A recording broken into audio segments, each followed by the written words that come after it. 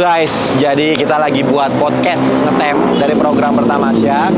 Kita sekarang mau cari orang yang mau ngobrol berbagi hal buruknya atau hal-hal baik atau bahagianya mereka di podcast kita. Jadi kita mau keliling dulu cari calon narasumber kita. Ikutin gue ya. Nah ini ada, coba ya kita tanya. Assalamualaikum. Salam. Bapak dengan Bapak siapa? Pak Agus Mustafa. Pak Agus Mustafa. Ya, Saya Ilham Pak. Saya kebetulan dari Dompet Duafa nih sama teman-teman. Oh, iya. Dan kebetulan di depan kita lagi bikin podcast. Oh, iya, kita iya, mau ada tanya-nanya sama siapapun gitu ya. Mau ada sharing cerita gitu Pak. Bapak ada cerita baikkah atau cerita bahagiakah yang mau Bapak ceritakan, atau mungkin Bapak lagi bad mood gitu mau curhat. Kalau ke istri mungkin agak susah curhat, bisa sama saya Pak gitu. Bapak berkenan Pak? 10-15 menitan. Sendiri Pak. Bapak aja atau mau ibu aja? Berdua enggak terserah ya. Bapak aja kalau gitu, satu aja. Oh ya sudah. Baik Pak. Iya. Oke guys, kita udah dapat ya alhamdulillah Pak Agus ya. Kita lewat sini Pak. Iya. Nah. Kedengeran ya Pak suaranya Pak ya? Iya, kedengeran. Agak nyaman. Boleh maju dikit Pak. Nah, Oke. siap Masya Allah. Sip. Assalamualaikum Pak Agus. Waalaikumsalam. Salam dulu Pak. Alhamdulillah. Masya Allah, biar akrab. Pak Agus Mustafa. Sehat Pak ya? Alhamdulillah. Bapak hari ini bahagia atau kurang bahagia Pak? Sangat bahagia. Masya Allah. Kenapa tuh Pak? Kenapa? Boleh Ya, cerita nggak Pak sangat makanya bahagianya kenapa? saya tuh selama ini mudik, selama ada tol, selalu lewat tol. Nah, saya nggak tahu kenapa tiba-tiba kok pengennya non-tol gitu ya. Jadi saya berusaha untuk mencari enaknya mudik ini apa sih. Jadi Enaknya di mudik perjalanan apa? saya nikmati gitu maksud saya. Iya, Makanya saya sangat bahagia. Kemudian tadi sempat mau istirahat di sana, mau berhenti. Nanti aja dah, gitu tanggung. Udah sempat 3 kali, sudah berhenti malah. Gitu. Terus jalan lagi. Yang terakhir ke sini, ayo udah mampir aja deh. Kok pengen ke sini gitu. Itu dia. Padahal nggak ngerti iklannya saya juga. Oh, emang Gitu. ada iklan Pak? Lah makanya nggak ngerti, ada iklan apa nggak ngerti Nggak saya. ada ya? Istilahnya gitu kan ya. Dan tiba-tiba aja pengen belok ke sini gitu. Jadi ya alhamdulillah di sini ternyata kok banyak fasilitas yang mendukung untuk kesehatan pemudik lah gitu sih seperti itu ya. Apa aja tadi Pak yang Bapak nikmatin? Anak saya fasilitasnya? menikmati permainan apa ya? Who is it apa namanya? Oh iya. Itu anak saya tuh. Saya nggak ngerti itu mainan apa nak? Main sama Mas siapa tadi yang tinggi-tinggi tadi itu. Ada tim kami yang bantu di Ya, dalam yang juga tinggi gitu di ya. sana itu main berdua. Bisa anak saya juga kok bisa dari mana? Dari TikTok ya. Dari TikTok. Oh yang kedua saya jalan-jalan gitu kan, jalan-jalan, lihat-lihat gitu.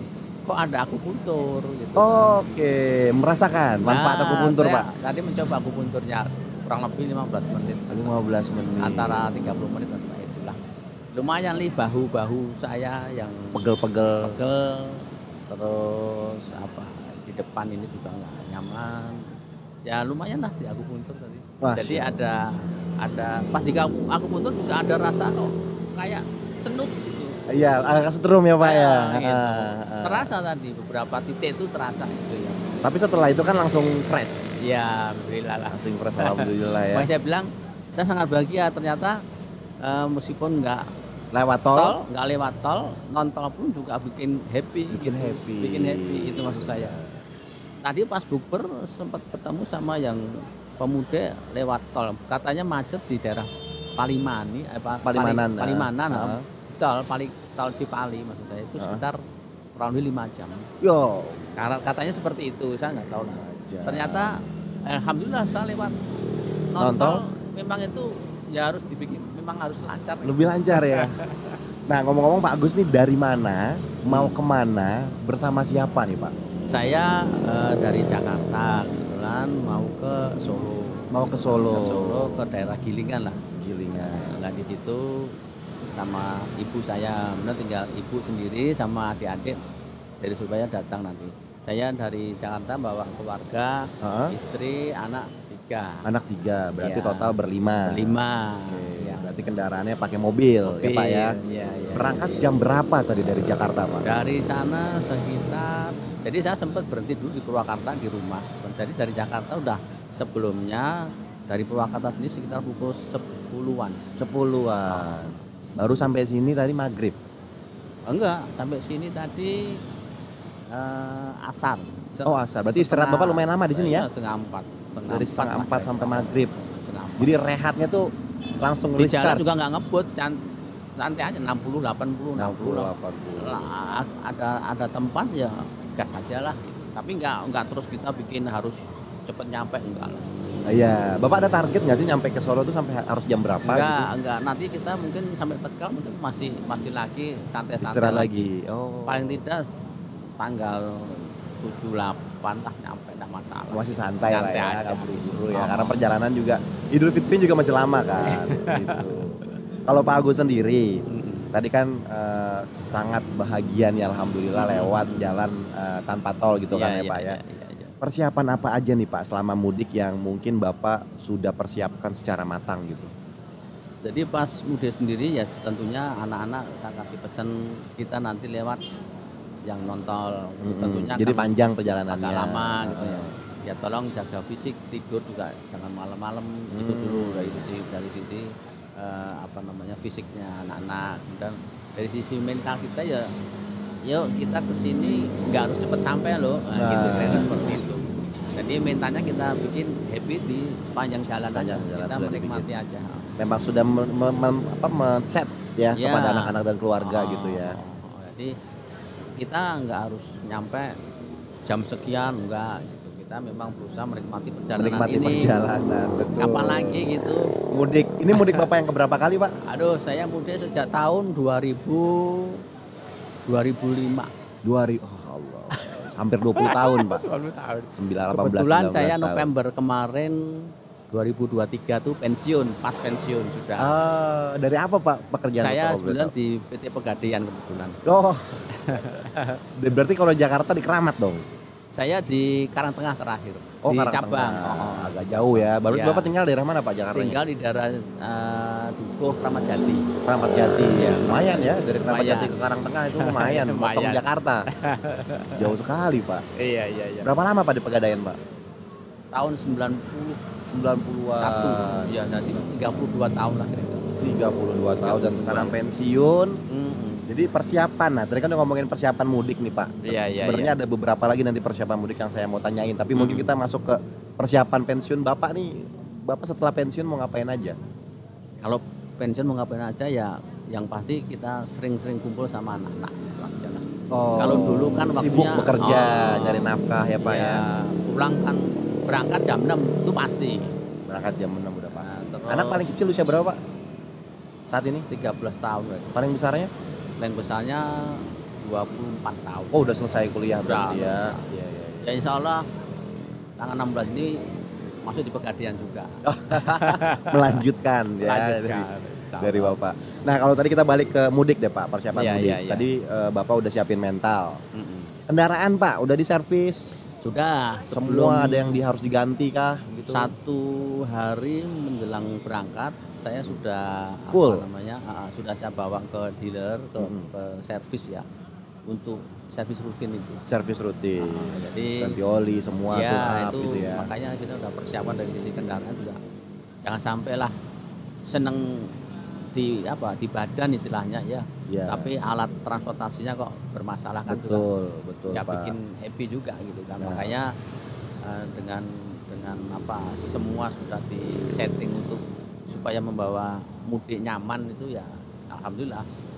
Semoga sesuai rencana pas berangkat juga pas balik nantinya gitu. Nah, iya betul. Selama sampai tujuan yang penting. Iya. Yang ketiga, persiapan rumah Pak. Ada yang lupa nggak nih? Dikunci, jendela, pintu, listrik dimatikan atau dinyalakan, lampunya, kompor gas. Kalau listrik kita nyalain yang di depan, luar. mungkin di luar.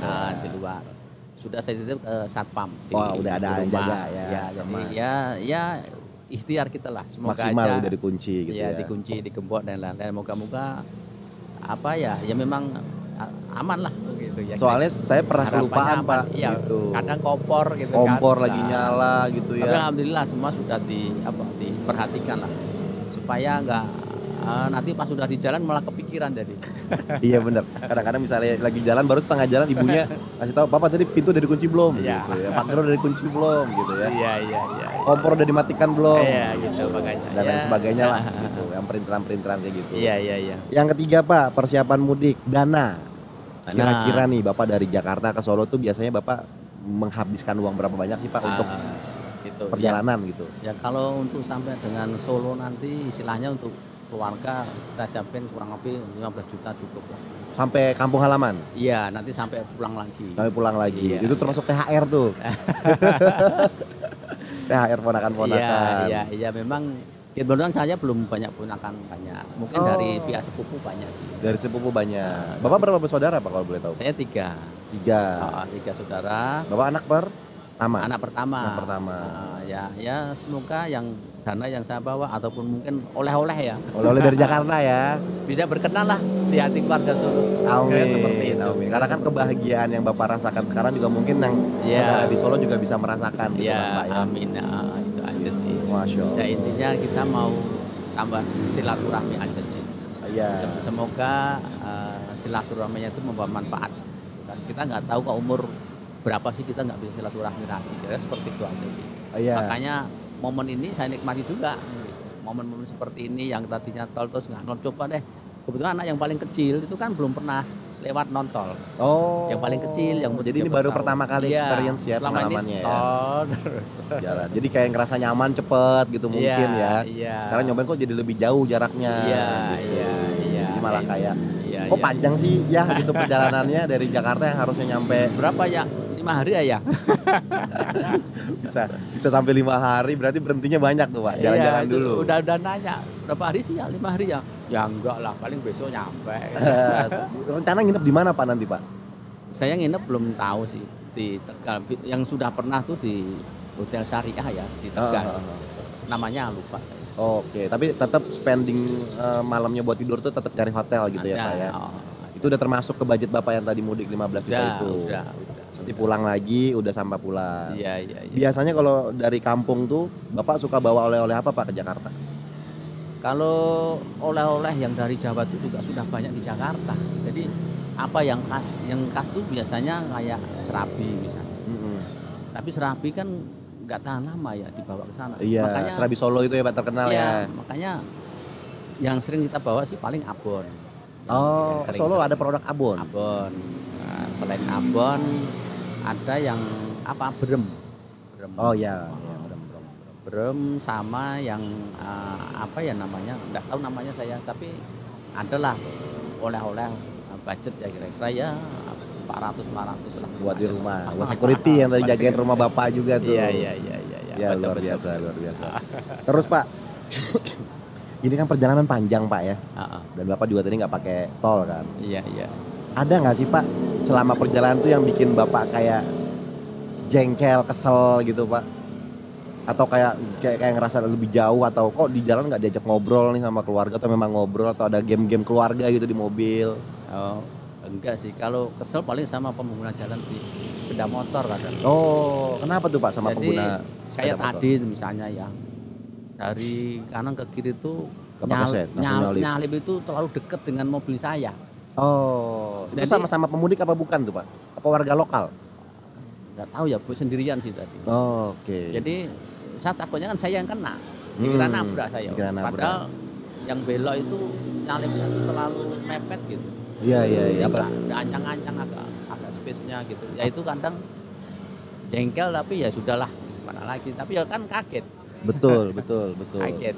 Betul. Jadi apalagi kalau mobil enggak lah, kalau mobil cenderung mengerti masing-masing. Kalau motor tuh emang suka ini ya. Tadi sempat seperti itu. Sempat juga. Kalau masalah anak-anak kita happy aja lah. Happy aja. Di jalan tuh ada game keluarga nggak sih Pak? Atau ngobrol atau pada aja. tidur biasanya? Ngobrol biasanya. Nah itu ayah temenin ngobrol. Gantian tidurnya mereka. Gantian tidurnya di rolling gitu ya? Gantian. Jadi jangan biarin sendiri ayah tuh, temenin ngobrol, ajak ngobrol. Karena kan sendirian Pak. Bapak yang nyetir sendiri Bapak sendiri, aja kan? Ibu nggak nyetir ya? Ya nanti mungkin pas di berapa kilo lagi? Anak nomor 2 juga udah bisa nyupir. Ya? Mungkin gantian lah nanti. Oke. Nah, berarti karena perjalanan Bapak juga masih panjang gitu ya. Terus juga ini nggak pakai tol, berarti kan banyak nih, masih banyak motor-motor yang mirip-mirip seperti Iya, itu Pak, gitu ya. tapi kalau makin malam malah enak, nggak ada motor. Iya. Tapi lawannya ngantuk. Lawannya ngantuk, betul Pak. Itu lebih bahaya. Iya. Gitu. Nah, dari pengalaman ngantuk itu kan Bapak pasti lebih paham itu untuk beristirahat kan Pak ya. Dengan adanya rest area seperti ini membantu atau tidak Pak? Sangat membantu itu. Apalagi yang kayak ini tadi di sini tuh sangat apa ya? Paling tidak itu minimal ya kita berapa ada support lah, ada dukungan kan, artinya kita nggak sendirian gitu loh, mudik itu nggak sendirian gitu artinya. Jadi merasa kalaupun capeknya sama-sama. Iya, gitu ya, Pak, artinya ada yang aku puntur itu oh, itu dukungan, ada support dukungan untuk para pemudik. Iya ya. kan gitu kan enak, rest area kan ada itunya kan lumayan juga. Tadi ada pijat juga, terapi pijat. Ada pijat tapi juga. saya nggak pijat ya ada akupuntur, beli akupunturnya saja lah. Karena memang sebelumnya belum pernah akupuntur. Sudah pernah. Tahu berarti saya manfaatnya ya. Akupuntur. Iya. Jadi gitu. udah tahu manfaatnya, caranya ditusuknya di mana, efeknya seperti apa gitu ya. Luar biasa. Nah, ya, makanya. Bapak kalau tadi persiapan mudik udah, persiapan rumah udah, persiapan dana juga udah, persiapan zakat nih Pak. Bapak udah bayar zakat apa belum? Zakat fitrah nanti di Jawa. Nanti di Jawa ya, berarti sama keluarga sekalian sama ibu ya, Masya Allah. Tapi udah disiapkan gitu ya. Nah, fitrah. Bapak tahu nggak itu kan dari dompet duafa nih Pak. Dompet duafa itu kan menghimpun dana umat, baik zakat, wakaf, infak, sedekah gitu kan Pak. Nah, salah satu dana yang masuk ke kami ke dompet duafa itu kita manfaatkannya itu kita kembalikan ke masyarakat dengan berupa seperti rest area ini Pak. Jadi kalau misalnya Bapak berzakat di dompet duafa atau keluarga atau siapapun gitu yang nonton juga berzakat di dompet duafa atau sedekah, infak dan sebagainya, manfaat yang dirasakan oleh para masyarakat Indonesia secara langsung pada saat mudik ini Pak. Dan ini nggak cuma dari mudik, kita juga punya program-program lain. Ada Institut Kemandirian. Institut Kemandirian tuh yang mengajarkan para orang-orang yang pengen mendapatkan skill kayak salah satunya servis motor, servis handphone. Dia mengajari itu Pak. Terus juga ini rest area tadi ada playground, kita ada buat ngajarin para guru-guru. Itu ada dari dompet duafa. Kita punya rumah sakit juga Pak. Tadi salah satu unit kesehatan itu rumah sakit, namanya Rumah Sehat Terpadu. Iya. Terus juga kita ada LKC, Lembaga Kesehatan Cuma-Cuma yang gratis. Nah, jadi ini salah satu manfaat yang bisa berdampak dan berimpact langsung kepada masyarakat. Nah, ini makanya alhamdulillah dengan hadirnya dompet duafa di setiap titik pada mudik ini bisa membantu masyarakat. Oh, ini gitu, banyak Pak. selain di sini. Alhamdulillah banyak Pak. Gitu. Sampai Semarang sana atau nanti ada di Instagram kita informasi titik-titiknya. Karena habis ini kita juga mau pindah Pak ke posisi pos area selanjutnya nih. Ini. Jadi kita mau ngobrol lagi sama pemudik lainnya. Oh, gitu. Jadi kita pengen tahu ini sampai kapan di sini? Kita hari ini Pak, insya Allah. Jadi hari ini syutingnya. Kalau rest areanya sampai selesai Pak. Tapi kalau kami setelah selesai kita syuting sama Bapak, ada syuting lagi sama orang lain, kita pindah lagi Pak. Kita akan tanya kebahagiaan apa lagi yang dirasakan sama para pemudik. Atau kalau ada kejengkelan kayak tadi nih, Bapak kan di motor nih ya, kejengkelannya ya. Atau agak kurang berkenan gitu sama pengendara motor yang kurang beretika gitu misalnya. Nah itu bisa sharing di sini Pak, ngobrol-ngobrol. Jadi biar orang lain juga tahu, biar kita juga bisa tahu, oh ternyata pemudik mobil nih musuhnya dalam tanda kutip ya, itu para pemotor gitu. Sedangkan kalau malam ya sebenarnya bukan musuh ya. Bukan musuh tanda kutip Pak. Iyalah kira-kira lah gitu. Kira-kira. Iya. Jadi kan ya saya juga merasakan karena kan pengguna mobil nih gitu. Makanya kalau misalnya kita lewat nontol, kalau ada motor yang lagi mobil, wah begini kan jantungan juga Pak. Apalagi kan Bapak bawa anak istri kan, tanggung jawab untuk melindungi keluarga. Dan juga pemotor juga seharusnya memikirkan lebih baik lah keselamatan karena mereka kan gitu. Dari sisi istilahnya hukum kan kita di belakang kan, seolah-olah gitu kan, kita nabrak kan. Betul, nah, betul. Itu kan yang jadi fitnah gitu. Jadi kan. fitnah, betul. Memang begitu Pak kalau di jalanan memang. Kalau misalnya kita bahkan ada kata-kata kalimat yang kalau di jalan tuh kalau kita nggak nabrak ya ditabrak biasanya gitu kan. Dan mudah-mudahan sih nggak terjadi sama Bapak. Jangan sampai. Sama semuanya lah. Sama semua juga jangan sampai juga. Jadi hati-hati di jalan buat para pemudik. Ini pesan utama nih dari Pak Agus ya. Baik berkendara mobil atau berkendara motor.